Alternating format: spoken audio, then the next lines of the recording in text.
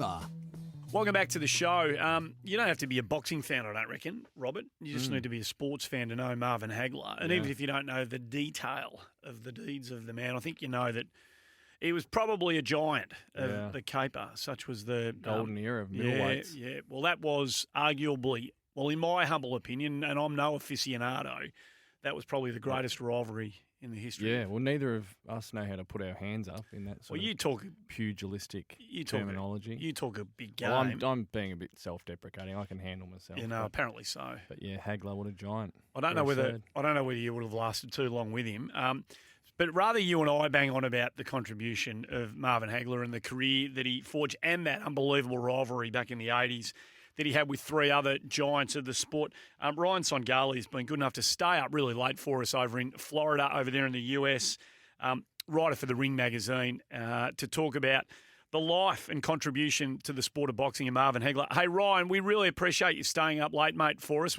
Thanks for joining us on the show. Thank you very much for having me on. Where does he sit? Before we talk about, the specifics of the detail of his career and that rivalry he had with those three other greats, in your book, where have you got Hagler just as a pure fighter sitting as you kind of rank the all-time greats? I mean, he has to be up there in terms of like a fighter's fighter. This was a man who, before he had even won the championship, had done so much in the ring. More than many other champions, long-reigning champions had accomplished. He fought everyone. He would go to, their backyard and fight them. He would go and fight anyone that they told him to in order to get his shot. By the time he got his shot finally, he was already, a very well-accomplished fighter. So you have to give him respect for that. And when you're talking about middleweight champions now, middleweights are fighters who, they move like lightweights, punch like heavyweights. So you really have to respect a man who is able to reign as long as he did at that position. So I mean, he's really up there in terms of respectability, accomplishments, and just the mystique, the aura of great champions. Ryan, you describe him as a fighter's fighter. What were his traits that sort of set him apart from the rest of the competition? I mean, toughness. I mean, this is a man who sat there and took punches well past his prime against the murderous punching John the Beast Mugabe. He's someone who, a lot of people would be very cautious fighting Tommy the Hitman Hearns. And, Tommy Hearns had just knocked out Roberto Duran with one right hand, knocked him out cold. And Marvin Hagler said, you know what, I'm going to go right after this guy, and I'm going to make this a street fight. But Hagler was not just a brawler, as many people may remember him from later in his career. He was a very crafty boxer, southpaw, he could switch stances. He had a lot of tricks up his sleeve. He went to, at a time when Philadelphia boxing was the toughest boxing in the world, he made that his residence and fought all the tough middleweights there. We're talking about Boogaloo Watts, that era of fighters. And he fought them all as many times as he had to. He made no excuses, just hard work. I mean, he would go into training camp. He would call it going to prison. That was his mindset, So you're fighting a guy who, he's basically tortured himself for weeks, and he's going to go take it out on you on fight night. There are some that say that his fight against Tommy the Hitman Hearns that went for 7 minutes, 52 seconds is maybe the greatest fight ever. Do you put yourself in that camp, Ryan? I don't know about the greatest fight ever, but in terms of major pay-per-view events, that's a fight that delivered, and it couldn't have delivered any more than it did. It was basically the two best fighters in the world, saying, hey, you know what, we could go out there and box tactically, for 12 rounds and still make the same amount of money, but hey, let's have a street fight instead. And there was no boxing involved there. It was just old school middleweight punching each other in the face. And, we were all very lucky to have gotten to see that. That first round, we had a chat about it a bit earlier on the show, and the first round was widely published on social media in the wake of Marvin Hagler's passing. Right, that first round was ridiculously furious. It was exactly as you describe it. You get exhausted watching that first round, let alone participating in it.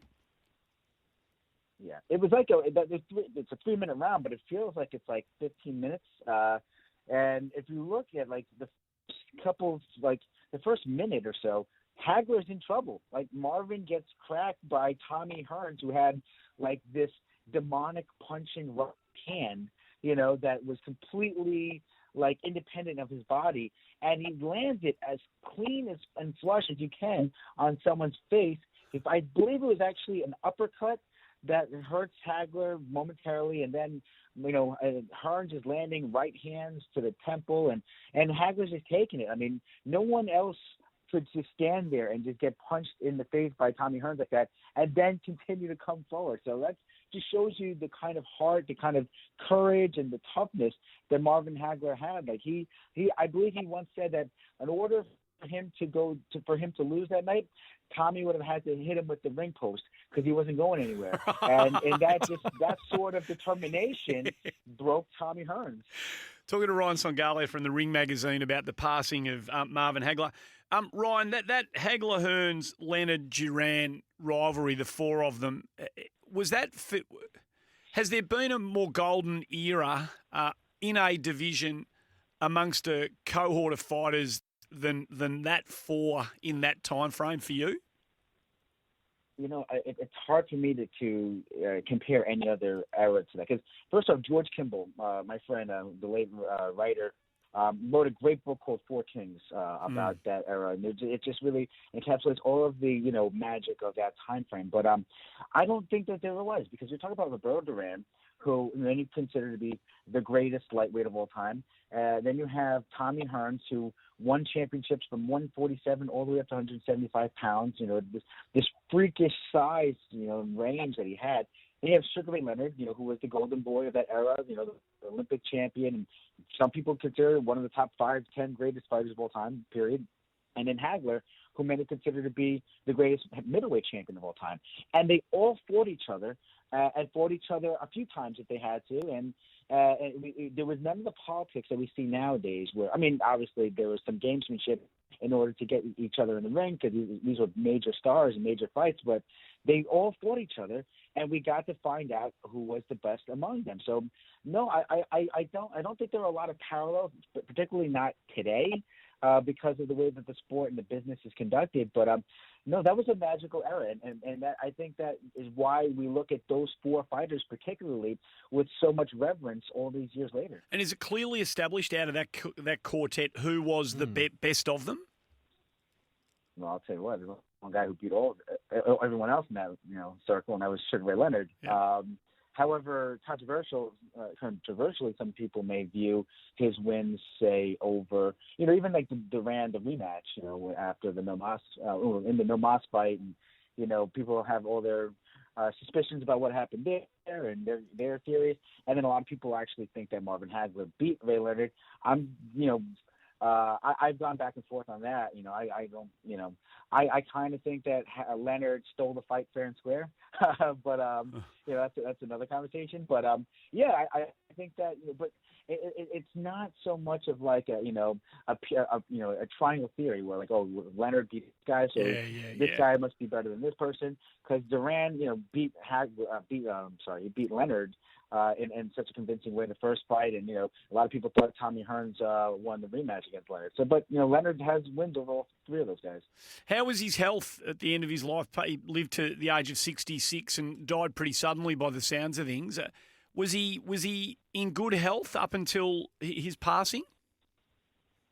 Now, to the extent that I know, because I am not privy to his medical records, but I'd always seen him as just this giant of just this very strong man with this great constitution about himself, and that's what sort of surprised me, because I found this out from social media, and I was very shocked because I had known Hagler to be in great physical shape still, to this day, even though he wasn't, fighting or anything like that. And he was 66 years old, but he never seemed, I never got any kind of hint.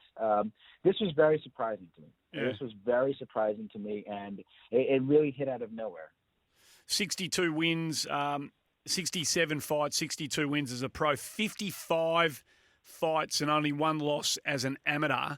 It's a phenomenal record at the end of the day. I mean, whichever way you look at it and however you rank others around him, when you look at the volume of fights he's had, Ryan, and in that era, and the division that he fought in, and clearly he fought against a whole lot of great fighters, both as a pro and an amateur.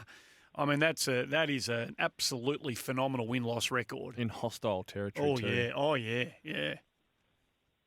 I mean, if you look at even just his career before he won the championship, right? We're talking about guys like Willie Monroe, Bobby Watts, Eugene Hart, all these tough guys that he had to fight, back in Philadelphia before he even got a championship fight. And then when he got his championship fight, he gets robbed against Vito Antuofermo. They called it a draw, and then when he wins the championship, he goes over to the UK and cuts up Alan Minter in such a terrible way, he's celebrating in the ring, and they're throwing bottles at him, and he has to run from the ring as if he had, committed some great crime because he happened to be better than their guy.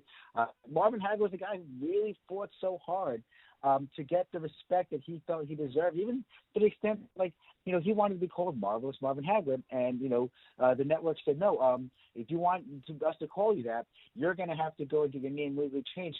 He went and got his name legally changed to Marvelous Marvin Hagler, so people would call him that. This is the kind of guy he had to do so much to get respect, because even he had been an amateur champion, like he was saying that, I got these amateur titles, but I can't take this title, this amateur championship and then go bring it to the store and get food, So he had to work so hard to get what all these other fighters seemed to be handed. Obviously Ray Leonard's a great fighter, but, and he had this charisma, and he had that magical ability to make people like him that Marvin Hagler maybe didn't have because he wasn't as personable or charismatic. Marvin Hagler had to work so hard to get what other people seem to get a lot easier. Yeah. And I think that's when I say a fighter's fighter, that's what I think I mean. Well, he was a key part in one of the great rivalries and one of the great eras of boxing in a division that I think even people with a passing interest of boxing would have recognised the greatness of him and the three that he fought against in that period of time. It's a loss that'll be sadly and heavily felt, I'm sure, in the boxing community. Hey, Ryan, we appreciate you staying up and having a chat to us about Marvin Hagler, mate. We appreciate your time. Thank you very much. Have a great evening. All the best. Ryan Songalia. Remembering Marvin Hagler. Marvellous. Change his name. Yeah. What would you, if you had to change your name and you had to go legally, something Bob, would it be Barnstorming Bobby Bustling? Murphy? Yeah. Would you like Bustling? What about Beautiful? What would you go? What about Beautiful, Bob Murphy? In the ironic way. What about, we're not going to call you Beautiful unless you go and get it changed. What would you go for? Scratches? Spotfires. Andy Spotfires Maher. I'd just like to change my name to Ray. Simply write down. R-A-Y. Bold capitals. Maher. Ray. In fact, just Ray. Drop everything else. Sugar Ray? Just Ray. Sugar Ray's already just Ray. taken One name. Like Mike. Yeah, I like that. Ray. Yeah, just Ray. That's it. One night only. Might even start pretending. Ray. Might even start working on a new signature. Just for Ray. Ryan Songalia joining us from the Ring magazine. What a fighter he was. And just having a read of this before we get to the break. The International Boxing Research Organisation rates him the 6th greatest middleweight of all time. And BoxRec rates him the 29th greatest boxer of all time, pound for pound. So that's how some of the experts remember Marvin Hagler. A break here on Drive. Back with more after this.